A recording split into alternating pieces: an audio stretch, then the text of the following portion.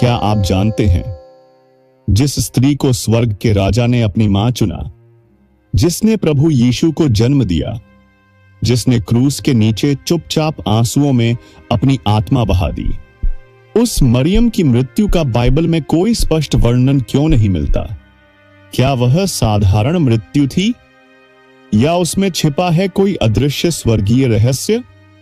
आज हम जानेंगे। इससे पहले हमारे जीसस ऑफ ऑल चैनल को सब्सक्राइब करें। आज हम जानेंगे मरियम की रहस्यमय कहानी के बारे में। यह कहानी नहीं, एक माता की जीवन से जुड़ी दुख भरी यादें हैं। मरियम की अंतिम प्रार्थनाएं, शिष्यों के साथ उनके अंतिम क्षण, उस क्षण का दिव्य दृश्य जब स्वर्ग द्वार खोले गए और कैसे किया गया स्वर्ग में उनका स्वागत। मरियम एक साधारण स्त्री नहीं थी। क्या आप जानते हैं, कुछ स्त्रियां केवल इतिहास में होती हैं, लेकिन कुछ ऐसी होती हैं जो स्वर्ग की योजना में लिखी जाती हैं। मरियम एक नाम नहीं, बल्कि वह ध्वनि है जिसे परमेश्वर ने अपने पुत्र के आगमन से पहले स्वयं चुना था। वह एक साधारण युवती थी नासरत की, परंतु उसकी आत्मा असाधारण पवित्रता से भरी हुई थी। एक दिन जैसे ही सूरज ढल रहा था और आकाश नारंगी रंग से सज रहा था, मरियम अपने घर में मौन प्रार्थना कर रही थी। उसी क्षण एक प्रकाश से भरा हुआ स्वर्गदूत उसके सामने प्रकट हुआ। हे मरियम, मत डर, तू परमेश्वर की दृष्टि में अनुग्रह प्राप्त करने वाली है। लूका 1:30। उस क्षण इतिहास नहीं, स्वर्ग खुद धरती पर झुक गया। मरियम से कहा गया कि वह एक पुत्र को जन्म देगी, पर वह कोई सामान्य पुत्र नहीं होगा। वह होगा परम प्रधान का पुत्र, यीशु मसीह। और तब मरियम ने जो उत्तर दिया वह सदियों तक स्वर्ग में गूंजता रहा। देख, मैं प्रभु की दासी हूं, तेरे वचन के अनुसार मेरे साथ वैसा ही हो। लूका 1:38। वह केवल एक स्त्री नहीं थी, वह एक मां थी जिसने बिना विवाह के गर्भ में प्रभु को धारण किया और फिर भी कभी विरोध नहीं किया। वह एक सेविका थी जिसने अपने हृदय को समर्पण में बहा दिया। वह एक योद्धा थी जिसने अपने पुत्र को क्रूस पर मरते देखा, पर एक शब्द भी प्रभु की योजना पर नहीं कहा। क्या यह सब कोई साधारण स्त्री कर सकती है? नहीं। मरियम केवल एक चरित्र नहीं थी, वह उस आत्मिक युद्ध की नायिका थी जिसके कारण उद्धार का द्वार संसार के लिए खुला। इस कहानी की शुरुआत यहीं से होती है। लेकिन क्या आपने कभी सोचा है, जिस स्त्री से स्वर्ग ने बात की, जिसे आत्मा ने गर्भवती किया, जिसने परमेश्वर को गोद में उठाया, उसका अंत क्या हुआ? मरियम की मृत्यु का रहस्य, पर उससे पहले जानिए उनकी अंतिम प्रार्थनाएं, उनके अंतिम दिन और वह दिव्य क्षण जब स्वर्ग ने अपना द्वार खोला। मरियम की दिव्य दृश्य या एक चुप विदाई। वो स्त्री जिसने मसीह को जन्म दिया, जो स्वर्गदूतों की आवाज सुनती थी, जो क्रूस के नीचे खड़ी रही, क्या उसकी मृत्यु साधारण हो सकती थी? क्या वह स्त्री जो स्वयं परमेश्वर के पुत्र की मां थी, मृत्यु की सामान्य पीड़ा से होकर गुजरी होगी, या उसके अंतिम पल भी किसी दिव्य रहस्य से ढके हुए थे? एक शांत पहाड़ी का कमरा। मरियम अब वृद्ध हो चुकी थी। समय और पीड़ा उनके शरीर पर साफ दिखती थी, पर उनकी आंखों में आज भी वही आत्मिक चमक थी जो कभी गब्रिएल स्वर्गदूत को दिखी थी। कहा जाता है वो यरूशलेम की एक पहाड़ी पर स्थित एक छोटे से कक्ष में रहती थी। चारों ओर शांति थी और उनके पास वे शिष्य थे जिन्हें वह बचपन से प्रभु की तरह प्यार करती थी। उनकी अंतिम प्रार्थनाएं, उनका दिन प्रार्थना में बीतता और रातें स्वर्ग के दर्शन में। एक रात जब चांदनी जमीन पर दूध जैसी रोशनी बिखेर रही थी, मरियम ने हाथ जोड़कर धीरे से कहा, हे मेरे परमेश्वर, जिसे मैंने अपने गर्भ में धारण किया, जिसे मैंने स्तनपान कराया, जिसे क्रूस पर मरते देखा, मैं तेरे वचन के अनुसार तेरे पास लौटती हूं। लेकिन उनमें दर्द नहीं, बल्कि एक अलौकिक शांति थी, दिव्य प्रकाश और अद्भुत गंध। अगली सुबह जैसे ही सूर्य निकलने वाला था, कमरे में एक तेज उजाला फैल गया, पर वह सूरज की रोशनी नहीं थी। वह एक ऐसा प्रकाश था जो आंखों को नहीं, आत्मा को स्पर्श करता था। फूलों की अद्भुत सुगंध जो इस धरती पर कहीं नहीं पाई जाती, वह पूरे कमरे में भर गई। और तब शिष्यों ने देखा मरियम के चेहरे पर एक दिव्य मुस्कान थी और उनका शरीर शांत था। उनकी आत्मा जैसे स्वर्ग की गोद में समा गई हो। यह मृत्यु थी या स्वर्गारोहण? कई लोग कहते हैं यह एक मृत्यु नहीं, बल्कि एक पुनर्मिलन था, मां और पुत्र का। क्या यीशु उस क्षण स्वयं आए थे उन्हें लेने? क्या यह वही दृश्य था जिसकी कल्पना इंसान नहीं कर सकता? रहस्य जो अब भी बना हुआ है। बाइबल इस मृत्यु पर चुप है।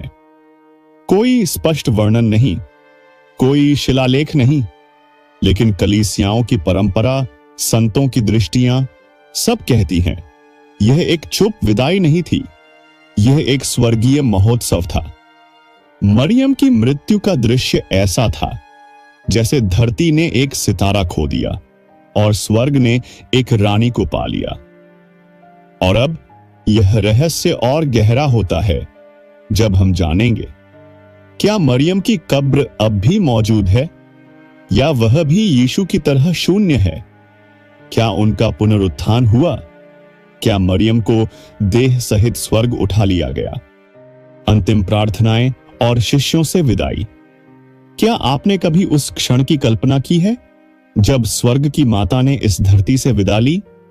क्या उस पल उसकी आंखों में आंसू थे या स्वर्ग का प्रकाश? मरियम अब वृद्ध थीं। उनके चेहरे पर अनुभव की रेखाएं थीं, लेकिन आत्मा में अब भी वही शांत तेज था।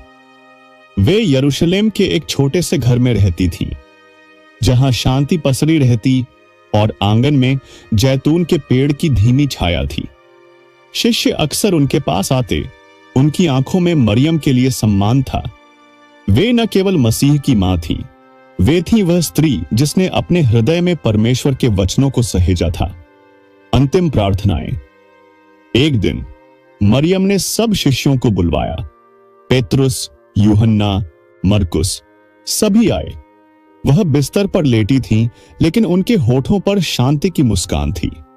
उन्होंने धीरे धीरे आंखें खोली और कहा, हे मेरे पुत्रों, यीशु ने जो कहा वह सत्य है, वह पुनः आएगा। मेरी आत्मा अब उससे मिलने को व्याकुल है। यह शरीर मिट्टी का है, पर मेरी आत्मा स्वर्ग की ओर उठ रही है। उन्होंने धीरे धीरे हाथ उठाकर प्रार्थना की, हे परमेश्वर, मैंने तेरा पुत्र इस धरती पर लाया, अब मुझे अपने हाथों में ले चल। तेरी इच्छा पूरी हुई। उनके शब्दों में दर्द नहीं था, बस समर्पण था। शिष्य स्तब्ध थे, लेकिन सबकी आंखों में आंसू थे। उस रात उनके कमरे में एक दिव्य प्रकाश छाया।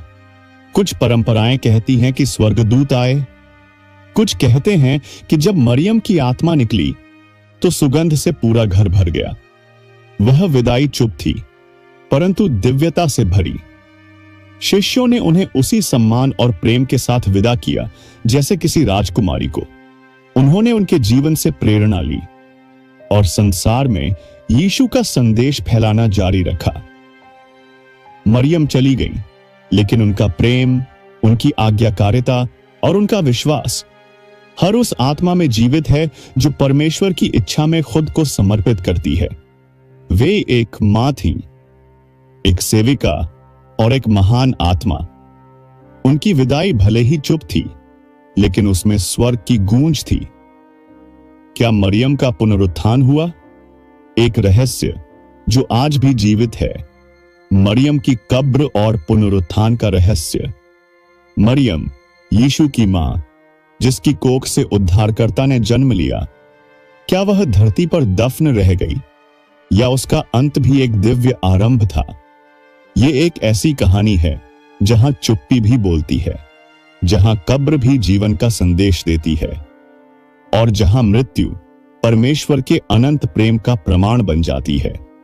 मरियम की कब्र का रहस्य। मरियम की मृत्यु के बाद शिष्य उन्हें सम्मान पूर्वक दफनाते हैं।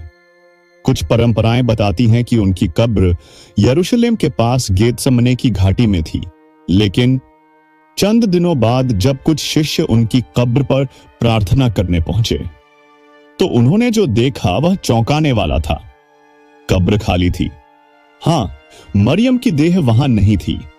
कई कहानियां बताती हैं कि उस स्थान पर दिव्य प्रकाश था। कुछ लोगों ने वहां स्वर्गदूतों को देखा और कुछ ने यह कहते सुना, यहां तुम जिसे ढूंढते हो वह अब पृथ्वी पर नहीं है। स्वर्गारोहण या पुनरुत्थान। क्या मरियम भी यीशु की तरह पुनरुत्थित हुई या फिर वह जीवित ही स्वर्ग उठा ली गईं? कलीसिया की प्राचीन परंपरा मानती है कि मरियम का शरीर भ्रष्ट नहीं हुआ, क्योंकि वह एक पवित्र वास थी और परमेश्वर ने उसे स्वर्ग में बुला लिया, जैसे एलियाह को। बाइबल स्पष्ट नहीं कहती, लेकिन संकेत देती है कि उसकी मृत्यु भी एक सामान्य मृत्यु नहीं थी, बल्कि एक पवित्र संक्रमण थी, मृत्यु से अनंत जीवन की ओर। मरियम अब कहां है? मरियम अब स्वर्ग में है। वह जो यीशु के जीवन की साक्षी रही, अब परमेश्वर के सिंहासन के समीप हैं। कलीसिया के विश्वास अनुसार वह हमारे लिए मध्यस्थता करती हैं, जैसे एक मां अपने बच्चों के लिए। हे मरियम, तुम्हारी कोमलता में शक्ति थी, तुम्हारी चुप्पी में परमेश्वर की आवाज थी। जब हम जीवन में दर्द से गुजरते हैं, जब हमें लगता है कि हम अकेले हैं, तब हम याद करते हैं तुम्हें, जो क्रूस के नीचे खड़ी रहीं, जो मृत्यु को भी चुपचाप सह गईं और अब स्वर्ग में हमारे लिए प्रार्थना करती हैं। इस वीडियो को लाइक करें, कमेंट में लिखें, मरियम हमारे लिए प्रार्थना करो।